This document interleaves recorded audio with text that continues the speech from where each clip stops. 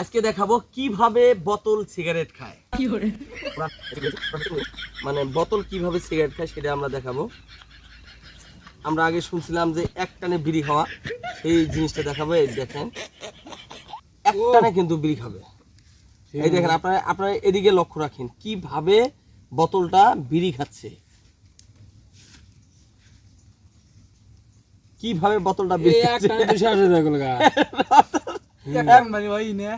একটানে হবে না, মানে পাওয়ার অফ বোতল।